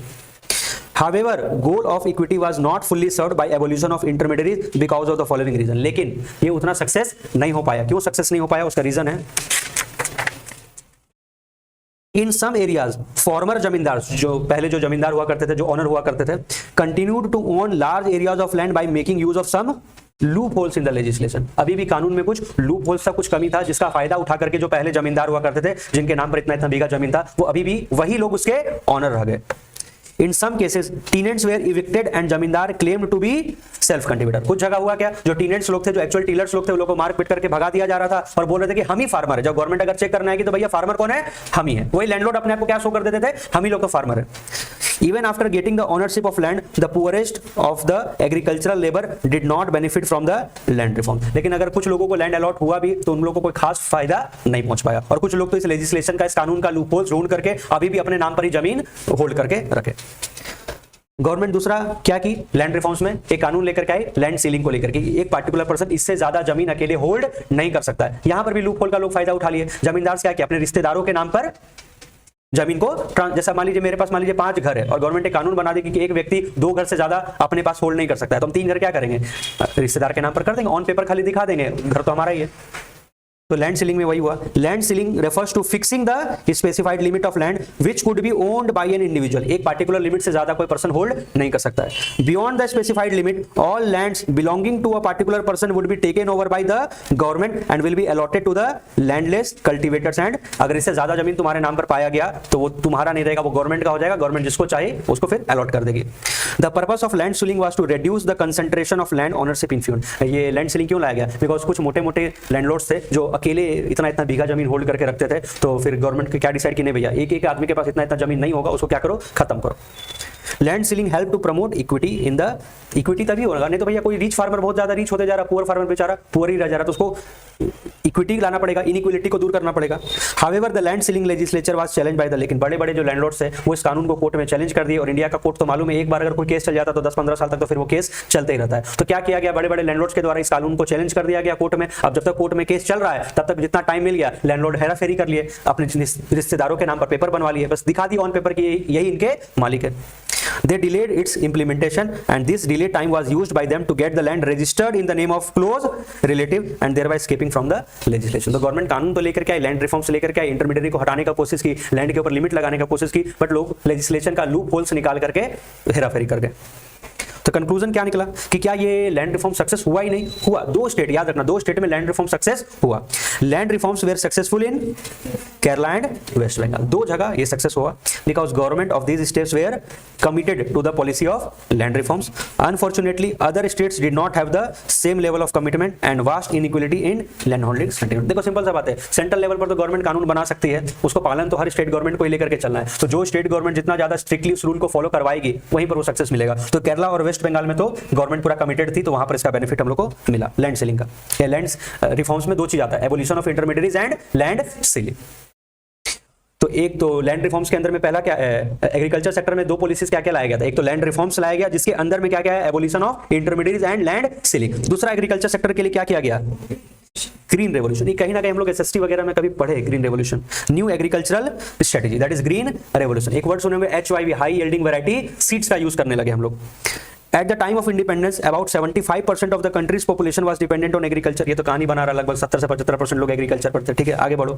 India's agriculture vitally depends on the monsoon, और हम लोग मानसून पर भी डिपेंडेंट थे। And in case of shortage of monsoon, the farmer had to face a lot of trouble। जिस साल अगर मानसून अच्छा नहीं हुआ उस साल बड़ा प्रॉब्लम होता था। Moreover, the productivity in the agriculture sector was very low due to use of, हम लोग का प्रोडक्टिविटी भी काफी कम हुआ करता था बिकॉज हम लोग पुराना टेक्निक्स ही यूज करते थे। एंड एब्सेंस ऑफ रिक्वायर्ड, हमारे पास उतना बढ़िया टेक्नोलॉजी, उतना बढ़िया इंफ्रास्ट्रक्चर नहीं था, हमारे पास इरिगेशन फैसिलिटी अच्छा नहीं था, बढ़िया मशीन नहीं था, बढ़िया हार्वेस्टर नहीं था, सीड्स फर्टिलाइजर्स नहीं था।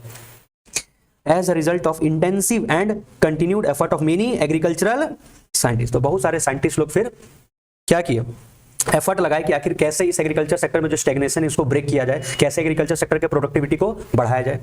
This stagnation in agriculture was permanently broken by the green revolution. ये एग्रीकल्चर सेक्टर में जो इतना स्टैग्नेशन का प्रॉब्लम चल रहा था, प्रोडक्टिविटी काफी कम होता था, उसको दूर करने के लिए एक क्या लाया गया, ग्रीन रेवोल्यूशन। ग्रीन रेवोल्यूशन क्या होता है, green revolution refers to the large increase in production of food grain due to use of high yielding variety seeds. यानी कि HYV सीड्स का यूज करके हम लोग अपना फूड ग्रेन का प्रोडक्शन को एकदम बम्पर इंक्रीज कर लेते हैं। HYV seeds raised agricultural yield पर एकड़ टू इनक्रेडिबल हाइट्स, और ये HYV सीड्स का यूज करके हमारा प्रोडक्टिविटी काफी बढ़ जाता है। These seeds can be used in those places। हाँ, लेकिन एक इसका डिसएडवांटेज क्या है कि तुम HYV सीड्स का यूज वहीं पर कर सकते हो जहां पर तुम्हारे पास क्या है, एडिक्वेट फैसिलिटी होना चाहिए, किसका, प्रॉपर ड्रेनेज सिस्टम बढ़िया होना चाहिए और वाटर सप्लाई होना चाहिए। मतलब HYV सीड्स से तुम प्रोडक्टिविटी को बढ़ा सकते हो, ग्रीन रेवोल्यूशन का बेनिफिट ले सकते हो, बट उसके लिए प्रॉब्लम क्या है कि ड्रेनेज सिस्टम बढ़िया होना चाहिए, वाटर सप्लाई अच्छा होना चाहिए, मींस इरिगेशन फैसिलिटी सही होना चाहिए। So to derive benefit from HYV seeds, Indian farmers need to have reliable irrigation facility, अच्छा इरिगेशन फैसिलिटी होना चाहिए, सिंचाई का अच्छा सुविधा होना चाहिए, एंड फाइनेंशियल रिसोर्सेज होना चाहिए to purchase fertilisers and pesticides. हाँ, तुमको अगर HYV सीड्स का यूज करना है तो उसके लिए तुमको फर्टिलाइजर्स और पेस्टिसाइड्स ज्यादा लगेगा। नॉर्मल तरीके से एग्रीकल्चर करने में जितना फर्टिलाइजर पेस्टिसाइड का यूज होता है उसके कंपेरिजन में अगर हम बात करें, अगर हम HYV सीड्स का यूज करेंगे तो वहां पर जो फर्टिलाइजर्स और पेस्टिसाइड्स यूज करेंगे 4 गुना 10 गुना ज्यादा लगने वाला है, तो उसके लिए तो फिर पैसा लगने वाला है। तो भैया HYV सीड्स के लिए फार्मर्स को क्या चाहिए होगा, एक तो अच्छा इरिगेशन फैसिलिटी चाहिए होगा जो छोटे किसान के पास पैसे भी नहीं मिलने वाला है, और दूसरा पैसा भी चाहिए। क्यों? उसके लिए ज्यादा फर्टिलाइजर चाहिए, ज्यादा पेस्टिसाइड्स चाहिए। अच्छा, ये ग्रीन रेवोल्यूशन का खोज कौन किया पूरे देश में, पूरे वर्ल्ड में? दो बात, एक तो इंडिया का पूछ सकता है और पूरे वर्ल्ड का पूछ सकता है। ये ग्रीन रेवोल्यूशन कौन लेकर के आया?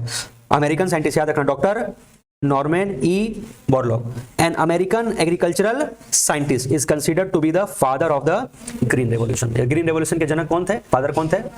Doctor Norman E Borlaug. He was awarded the Nobel Peace Prize in 1970। खैर ये बात नहीं पूछेगा कि नोबेल पीस प्राइज कब मिला था, ये पूछ सकता है कि फादर ऑफ ग्रीन रेवोल्यूशन कौन है, तो doctor Norman E Borlaug. For breeding high yielding varieties in India. हाँ, अब इंडिया के पापा कौन थे in India? It was mainly found by, हाँ, पूरे अगर वर्ल्ड का बात करें तो सबसे पहले खोज किसके द्वारा किया गया था? American agricultural scientist doctor Norman E Borlaug. लेकिन अगर इंडिया में अगर बात करें, इंडिया में ग्रीन रेवोल्यूशन कौन लेकर के आया, तो वो लेकर के आया था doctor MS Swaminathan. Indian economy experience the success of green revolution in 2 phases. और ये ग्रीन रेवोल्यूशन का हम लोग को सक्सेस 2 चरण में मिला, 2 फेज में मिला। सबसे पहले तो हम लोग को गेहूं और चावल में सबसे पहले ग्रीन रेवोल्यूशन का बेनिफिट मिला। ये ऐसा नहीं कि एक ही बार हम सब सारे क्रॉप्स में ट्राई करना चालू कर दिए थे HYV सीड्स को। सबसे पहले हम लोग 2 चीज में ट्राई किए, एक तो व्हीट में और एक तो राइस में, और वो भी कुछ स्टेट्स के अंदर में। उसके बाद धीरे धीरे ये अलग अलग स्टेट्स में यूज होना चालू हुआ और अलग अलग क्रॉप्स में हम लोग इसको ट्राई करके देखे। In the first phase, mid 60 से mid 70 तक, the use of the HYV seed was restricted to more affluent states like Punjab, Andhra Pradesh and Tamil Nadu. Further, the use of HYV seeds primarily benefited ये दो चीज, wheat benefited the, starting में benefit किसमें मिला? Wheat growing regions में। Starting में benefit किसमें मिला था? व्हीट में मिला था। और किस स्टेट में मिला था?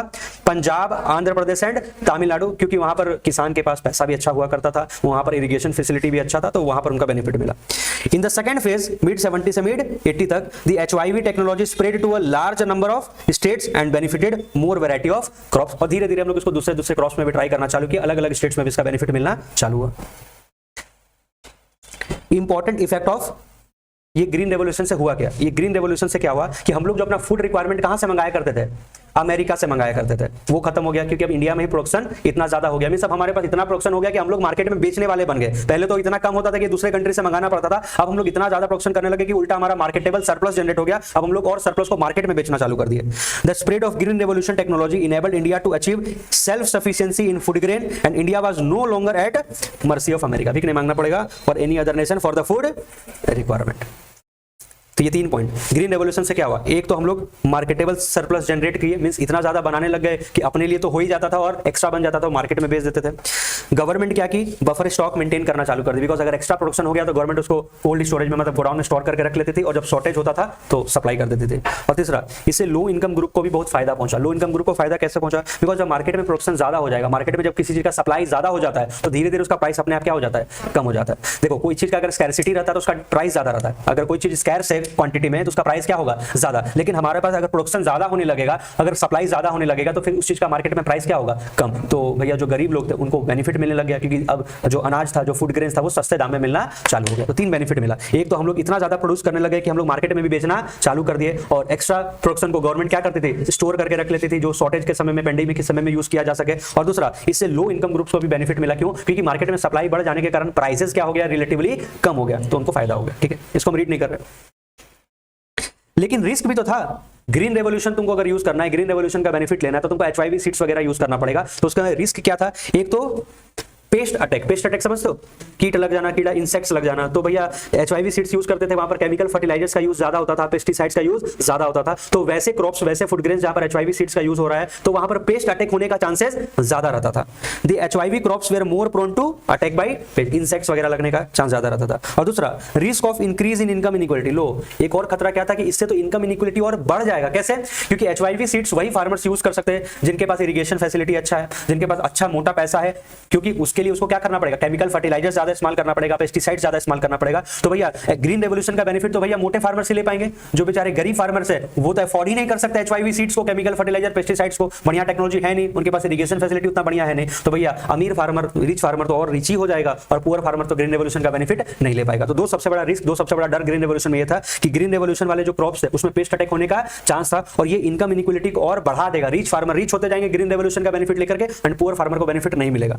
There was a risk that the costly inputs required under revolution will increase the disparity between small and big farmer, gap को और बढ़ा देगा। तो फिर गवर्नमेंट क्या की, सब्सिडी देना चालू की, किसानों को लोन देना चालू कर दी सस्ते रेट में कि ठीक है भैया तुम भी जो रिक्वायर्ड इनपुट है वो परचेज कर सकते हो, और सब्सिडी देना चालू कर दी तो सस्ते दाम में फर्टिलाइजर्स, पेस्टिसाइड्स भी मिलना चालू हो गया। बस ये लास्ट पेज खत्म हो जाएगा। Favourable steps by government to overcome the risk. तो गवर्नमेंट क्या की, गवर्नमेंट लोन्स प्रोवाइड की फार्मर को सस्ते रेट में। Government provided loans at low interest rate to small farmer so that they could buy needed input, and as a result the green revolution benefited the small as well as rich farmers. ठीक है, और government loan भी दी और subsidies वगैरह भी देना चालू कर दी। अब यहाँ पर तुमको तो बस दो बात समझना है, कुछ इकोनॉमिस्ट जो सरकार सब्सिडी देना चालू की तो उसके फेवर में भी थे, और कुछ इकोनॉमिस्ट ऐसे थे जो सरकार के द्वारा ये जो कदम उठाया गया, सब्सिडी देना चालू किया गया, उसके फेवर में नहीं थे। सब्सिडी का मतलब क्या होता है? सब्सिडी एक तरह से फाइनेंशियल असिस्टेंस है जो गवर्नमेंट प्रोवाइड करती है। जैसे मान लीजिए अभी हम लोग जो गैस सिलेंडर लेते हैं तो उसमें हम लोग को सरकार सब्सिडी प्रोवाइड करती है। तो जो केमिकल फर्टिलाइजर्स, पेस्टिसाइड्स हुआ करते थे वो काफी महंगा हुआ करता था, तो स्मॉल फार्मर नहीं खरीद पाता था। तो इसलिए गवर्नमेंट क्या की, जो केमिकल फर्टिलाइजर इंडस्ट्रीज वगैरह थे जो पेस्टिसाइड्स बनाते थे, उनको क्या की, बोली कि तुम लोग फार्मर को सस्ते दाम में केमिकल फर्टिलाइजर्स, पेस्टिसाइड्स प्रोवाइड करो और बदले में हमसे क्या ले लो, सब्सिडी ले लो। मतलब सब्सिडी डायरेक्टली फार्मर को नहीं मिलता था, वो इनडायरेक्ट वे में मिलता था। ठीक है, तो कुछ लोग फेवर में थे सब्सिडी के। Government should continue with agricultural subsidy because farming in India continues to be a risky business. कुछ लोग का कहना था कि हाँ भैया सब्सिडी दो, क्योंकि फार्मिंग जो है वो मार्केट में इंडिया में एक रिस्की बिजनेस हो गया। रिस्की क्यों है? क्योंकि बिकॉज मेजोरिटी लोग तो मानसून पे डिपेंडेंट है ना, अगर मानसून नहीं हुआ तो भैया उन तो बर्बाद हो जाएंगे। Majority of farmer are very poor and are unable to afford required inputs without, बहुत सारे मेजोरिटी फार्मर तो गरीब है, वो कहां से इतना महंगा फर्टिलाइजर्स, पेस्टिसाइड्स, एचवाईवी सीड्स कर देंगे, नहीं पॉसिबल है। और eliminating subsidy will increase income inequality because rich and poor farmer are between rich and poor farmer and will ultimately violate the goal of equity. और भैया अगर गरीब फार्मर को सपोर्ट करने के लिए सब्सिडी नहीं दोगे तो ग्रीन रेवोल्यूशन का बेनिफिट सिर्फ बड़े फार्मर्स को ही मिलेगा और इनकम इनइक्वालिटी और बढ़ जाएगा। तो जो हम लोग का 5 ईयर प्लान का एक गोल था ना, इक्विटी अचीव करना, इनकम इनइक्वालिटी को दूर करना, वो तो नहीं पूरा कर पाएंगे और हम लोग का इनकम इनइक्वालिटी और बढ़ जाएगा। तो 3 इसमें फेवर में बात बोला गया कि फार्मिंग एक रिस्की बिजनेस है। दूसरा, मेजोरिटी फार्मर्स तो पुअर है तो वो अपना इनपुट नहीं खरीद सकते, तो उनको सब्सिडी मिलना चाहिए। और तीसरा, सरकार सब्सिडी नहीं दिया गया सरकार के द्वारा तो रिच फार्मर तो और रिच हो जाएंगे बेनिफिट लेकर के, ग्रीन रेवोल्यूशन का पुअर फार्मर बेचारा और पुअर हो जाएगा। तो इसलिए सब्सिडी मिलना चाहिए। कुछ लोग का कहना था कि नहीं सब्सिडी नहीं मिलना चाहिए। According to some economist, subsidies were granted by the government to provide an incentive for adoption of the new HYV technology, so after the wide acceptance of technology subsidy should be phased out as their purpose has been served. देखो कितना चला, क्या बोलता है, subsidy सरकार इसलिए दे रही है ताकि लोग एचवाईवी सीड्स को अडॉप्ट करना चालू करें, लेकिन एक बार सरकार फार्मर लोग को उस लेवल लायक बना दी कि लोग भी एचवाईवी सीड्स को अडॉप्ट कर लिए, उसके बाद हटा दो। मतलब एक बार तुमको लालच दे दिए, मतलब एक बार तुमको सपोर्ट कर दिया। देखो बचपन में साइकिल चलाते थे तो 2 पहिया पीछे एक्स्ट्रा लगा हुआ रहता था सपोर्ट करने के लिए, पर इसका मतलब ये थोड़ी कि जिंदगी भर तुमको सपोर्ट ही मिलते रहेगा। एक बार सपोर्ट कर दिए, तुमको अपने पैर पर खड़ा कर दिए, उसके बाद सब्सिडी को क्या करना चाहिए, खत्म करना चाहिए। क्योंकि देखो सब्सिडी से होता क्या है, लोगों को अगर चीज सस्ते दामों में मिलता है ना तो लोग उसका वेस्टेज करना चालू कर देते हैं। लोगों को अगर सस्ते दामों में कोई चीज मिलेगा तो लोग उसका अनाप शनाप यूज करना चालू कर देंगे, इसलिए फिर सब्सिडी को हटाना भी सही है। Subsidies do not benefit the poor and small farmers target group as benefit of substantial amount of subsidy go to fertiliser industries and. अब कुछ लोगों का कहना था कि नहीं सब्सिडी का बेनिफिट फार्मर तक तो पहुंच ही नहीं रहा है, सब्सिडी का बेनिफिट कौन ले जा रहा है, वो केमिकल फर्टिलाइजर इंडस्ट्री को मिल जा रहा है। तो जो हमारा टारगेट ग्रुप था, जो स्मॉल फार्मर्स है, वहां तक बेनिफिट ही नहीं पहुंच पा रहा है। Therefore, there is no case for continuing with the subsidy as it does not benefit the target group and it is a huge burden on the government finance. इसलिए बोला गया कि नहीं देखो भैया, जो हमारा टारगेट ग्रुप है, जो स्मॉल फार्मर है, जिनको हम बेनिफिट पहुंचाने का बात कर रहे हैं, एक्चुअली में उन तक बेनिफिट तो पहुंच नहीं रहा है। सारा बेनिफिट किसको मिल जा रहा है? बड़े बड़े किसान को ही मिल जा रहा है। वही डायरेक्टली केमिकल फर्टिलाइजर्स परचेज कर ले रहे हैं इंडस्ट्री से, छोटे फार्मर पहुंच नहीं पा रहे, तो हमारा तो पर्पस ही फेल हो गया सब्सिडी देने का। और दूसरा, सब्सिडी अगर नहीं हटाओगे धीरे धीरे लोग वेस्टेज करना स्टार्ट कर देंगे। जब सस्ते दामों में कुछ चीज मिलेगा तो लोग उसका नाप शनाप यूज करना भी चालू कर देते, इसलिए सब्सिडी को हटा दो। हमारा टॉपिक पूरा कंप्लीट हो जाता है। जितना भी पढ़े बस उसका एक छोटा सा समरी हम लोग एग्रीकल्चर में क्या पढ़े, critical appraisal of agriculture development. तो पहला पॉइंट हम लोग क्या पढ़े, एक land reforms, land reform major and green revolution help in enhancing agriculture production and productivity. अपना एग्रीकल्चर प्रोडक्शन प्रोडक्टिविटी को बढ़ाने के लिए जो हम लोग लैंड रिफॉर्म्स लेकर के आए उससे सक्सेस मिला और एक ग्रीन रेवोल्यूशन से सक्सेस मिला। दूसरा, इंडिया क्या हो गया, पहले तो हम लोग फूड ग्रेन अमेरिका से मंगाते थे, अब हम लोग सेल्फ सफिशिएंट हो गए इन फूड ग्रेन प्रोडक्शन इस ग्रीन रेवोल्यूशन के कारण। और ये लैंड रिफॉर्म से सरकार क्या की, ये जमींदारी सिस्टम, ये इंटरमीडिएट्स को हटा दी, अब डायरेक्टली टीनेट्स गवर्नमेंट से ये डायरेक्ट कांटेक्ट में आ गए। Proportion of GDP contributed by agriculture declined significantly, but not the population depending it। हाँ, लेकिन हुआ क्या, अभी भी हमारा अगर बात करें कि जो हमारा देश का जो जीडीपी है, उस जीडीपी में धीरे धीरे एग्रीकल्चर सेक्टर का कंट्रीब्यूशन क्या हुआ, घटते गया। लेकिन हाँ, मेजोरिटी ऑफ द पॉपुलेशन अभी भी किसमें है, एग्रीकल्चर सेक्टर में। लगभग अगर हम 1990 का बात करें तो उस समय भी लगभग 60 से 65% लोग अभी भी किस पे डिपेंडेंट थे, एग्रीकल्चर पे थे। और उल्टा हमारा जो जीडीपी में कंट्रीब्यूशन था एग्रीकल्चर सेक्टर का, वो धीरे धीरे क्या हो रहा था, घट रहा था। मींस पॉपुलेशन तो नहीं घटा जो एग्रीकल्चर सेक्टर पर डिपेंडेंट है, बट उसका जो कंट्रीब्यूशन था जीडीपी में धीरे धीरे क्या हो रहा था, कमी हो रहा था। तो ये पूरा क्रिटिकल अप्रेजल है एग्रीकल्चर डेवलपमेंट के बारे में। तो अगर हम शॉर्ट में देखें तो इस चैप्टर में हम लोग कहां से स्टार्ट किए और कहां पर पहुंचे। हम लोग सबसे पहले स्टार्ट किए कि जब हमारा कंट्री आजाद हुआ था तो उस समय हमारा इकोनॉमी पर शॉर्ट में बता दे क्या था। जब हम लोग का कंट्री आजाद हुआ था उस समय हमारा कंट्री कैसा था, अनडेवलप्ड था, काफी बैकवर्ड था, काफी स्टैग्नेंट था। तो सबसे पहले हम लोग के कंट्री के जो लीडर्स है उस समय, जो इंडिपेंडेंट इंडिया के, उन लोगों को सबसे पहले क्या करना था, अपने कंट्री को आगे लेकर के चलना था, अपने कंट्री को रिवाइव करना था, डेवलप करना था। तो हमें सबसे पहले इकोनॉमिक सिस्टम चूज करना था। इकोनॉमिक सिस्टम क्या होता है, एक ऐसा सिस्टम जिससे हर कंट्री अपने कंट्री के सेंट्रल प्रॉब्लम्स को दूर करती है। ये सेंट्रल प्रॉब्लम क्या क्या था, what to produce, how to produce and whom to produce. What to produce का मतलब क्या होता है, क्या बनाए, कितने क्वांटिटी में बनाए। हाउ टू प्रोड्यूस, कैसे बनाए, किस टेक्नोलॉजी से बनाए, लेबर इंटेंसिव की capital intensive. And whom to produce का मतलब क्या होता है, बेसिकली हम अपने आउटपुट का डिस्ट्रीब्यूशन कैसे करेंगे। ठीक है, तो तीन तरह का इकोनॉमिक सिस्टम हो सकता है इस प्रॉब्लम को दूर करने के लिए। पहला कैपिटलिस्ट इकोनॉमी, दूसरा सोशलिस्ट इकोनॉमी, तीसरा मिक्स्ड इकोनॉमी। कैपिटलिस्ट इकोनॉमी में सारा कुछ प्राइवेट ओनरशिप के अंदर में आता है, वो लोग प्रॉफिट मोटिव के लिए काम करते हैं, सारा डिसीजन मार्केट फोर्सेस और डिमांड सप्लाई के हिसाब से होता है। सोशलिस्ट इकोनॉमी के अंदर में सारा रिसोर्सेज गवर्नमेंट कंट्रोल के अंदर में आता है, गवर्नमेंट डिसाइड करती है क्या बनेगा, कैसे बनेगा और किसके लिए बनेगा, with the aim of achieving social objective. Mixed economy में क्या होता है, कैपिटलिस्ट इकोनॉमी और सोशलिस्ट इकोनॉमी के बेस्ट फीचर्स को कंबाइन करके हम लोग मिक्स्ड इकोनॉमी बनाते हैं, जहां पर प्राइवेट सेक्टर और पब्लिक सेक्टर दोनों का ही रोल रहता है। जो गुड प्राइवेट सेक्टर बना सकते हैं वो प्राइवेट सेक्टर बनाएगी, जो एसेंशियल गुड्स एंड सर्विस है वो गवर्नमेंट के द्वारा प्रोवाइड किया जाएगा। तो ये तीनों सिस्टम के अंदर में अलग अलग तरीके से सेंट्रल प्रॉब्लम को दूर किया जाता है। तो इंडिया फाइनली क्या अडॉप्ट की, मिक्स्ड इकोनॉमी अडॉप्ट की, और मिक्स्ड इकोनॉमी से हम लोग आगे बढ़े। जब हम लोग आगे बढ़ना था तो सबसे पहले हम लोग अपने कंट्री के लिए क्या करना जरूरी था, प्लानिंग करना जरूरी था। तो हम लोग अपने कंट्री के प्लानिंग करने के लिए प्लानिंग कमीशन का गठन किया 1950 में, और उसके चेयरमैन कौन रहे, जवाहरलाल नेहरू रहे। ठीक है, प्लानिंग कमीशन बोला कि हम लोग जो प्लान बनाएंगे वो कितने पीरियड के लिए बनाएंगे, 5 इयर्स के लिए बनाएंगे। तो पहला 5 ईयर प्लान जो लॉन्च हुआ वो किस पीरियड के लिए हुआ, 1 अप्रैल 1951 से लेकर के 31 मार्च 1956 के लिए, और यहां से era of 5 year plan begin होता है। अच्छा, अलग अलग 5 ईयर प्लान में तो अलग अलग गोल स्पेसिफाई किया ही गया है, लेकिन लगभग सारे 5 ईयर प्लान के अंदर में कुछ 4 बेसिक गोल्स था। पहला गोल क्या था, गेम्स याद है, games, growth, monetisation, self reliance, equity. ये चारों हर प्लान के अंदर भी ये बेसिक गोल रहा। ग्रोथ का मतलब क्या होता है, अपने कंट्री के कैपेसिटी को बढ़ाना to produce goods and service. और ग्रोथ किससे पता चलता है, या तो तुम्हारे पास हाँ जीडीपी से, अगर लगातार हमारा जीडीपी बढ़ रहा है तो हम कह सकते हैं कि हमारे कंट्री का ग्रोथ हो रहा है। ठीक है, दूसरा था मॉडर्नाइजेशन। हम लोग मॉडर्न कब होंगे, जब हम लोग बढ़िया टेक्नोलॉजी को अडॉप्ट करेंगे और हम लोग अपने आउटलुक को चेंज करेंगे, मींस वुमेन को भी इक्वल राइट्स दिया जाएगा, जेंडर इंपावरमेंट करेंगे। तो फिर था सेल्फ रिलायंस, हम लोग अपने पैर पर खड़ा होना है, हम लोग अपना एक्सटर्नल असिस्टेंस नहीं लेना है, हम लोग को फॉरेन डिपेंडेंस को कम करना है। नहीं तो अगर हम लोग फॉरेन पे ही डिपेंड रहेंगे तो अल्टीमेटली वो फॉरेन इंटरफेरेंस करना चालू करेंगे, हमारे मैटर में भी फॉरेन का दखल अंदाजी होगा। तो हम लोग अपने पैर पर खड़ा होना चाहते थे, हम लोग अपने ही डोमेस्टिक रिसोर्सेज अपने कंट्री का डेवलपमेंट करना चाहते थे। और लास्ट क्या था, इक्विटी। इक्विटी क्या बोलता है भैया, सबका जो बेसिक नेसेसिटी है, रोटी कपड़ा मकान एजुकेशन, वो तो पूरा होना चाहिए, और कंट्री में जो इतना इनइक्वालिटी है, गरीबी और अमीरी का जो गैप, उसको भी धीरे धीरे क्या करना है, कम करना है। यानी कि कंट्री कहने का मतलब अगर हमारा सिर्फ कंट्री का ग्रोथ हो रहा है, मॉडर्नाइजेशन हो रहा है और सेल्फ रिलायंस हो रहा है, और अभी भी लोगों का बेसिक नेसेसिटी पूरा नहीं हो रहा है, तो कोई फायदा नहीं है। तो कोई इक्विटी को भी अचीव करना है। उसके बाद हम लोग गोल्स के बाद कहां से स्टार्ट किए, गोल्स पढ़े।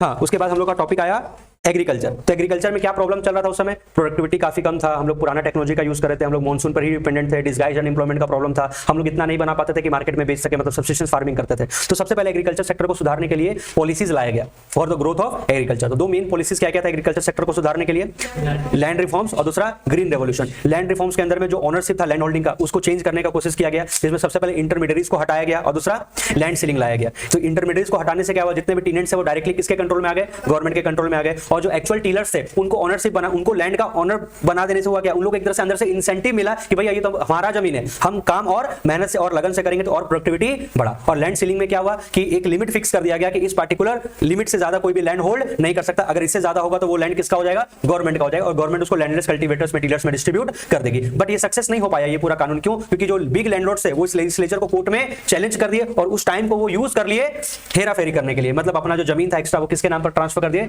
रिश्तेदार में। और बहुत जगह तो जमींदार लोग थे क्या करते थे, वो टीनेट्स को मार करके भगा देते थे और बोलते थे ये तो जमीन मेरा ही है, मतलब क्या कि थोड़ा मिट्टी विट्टी लगा लिए, अपने आप को फार्मर के जैसे शो करने लगे, तो भैया जमीन हमारा ही, हम ही फार्मर है। तो ये लूप होल्स जो था लेजिस्लेशन में उसका ये लोग बेनिफिट उठाए, ठीक है।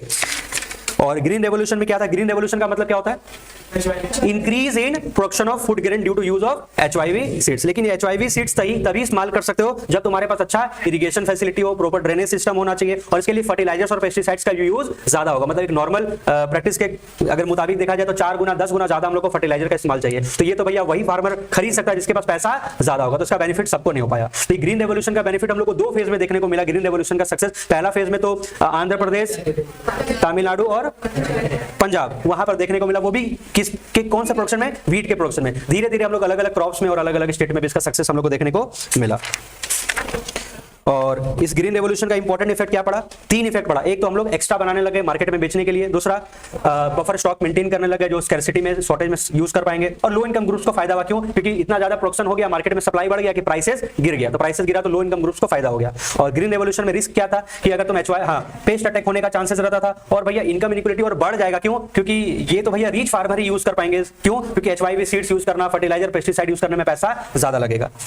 लेकिन गवर्नमेंट आई सपोर्ट करने के लिए, डरो मत, हम तुम लोग को लोन देंगे, सस्ते दामों पे लोन देंगे, सब्सिडीज वगैरह प्रोवाइड करेंगे। तो कुछ लोग सब्सिडी के फेवर में रहे और कुछ लोग सब्सिडी के अगेंस्ट में रहे। तो ये पूरा टॉपिक था। ये पूरा चैप्टर भी कंप्लीट नहीं हुआ, इसमें 2, ये तो एग्रीकल्चर सेक्टर को कैसे हम लोग आगे लेकर के चले, 2 टॉपिक और है, एग्रीकल्चर सेक्टर, इंडस्ट्रियल सेक्टर के लिए क्या किए और अपने फॉरेन ट्रेड को ठीक करने के लिए क्या किए।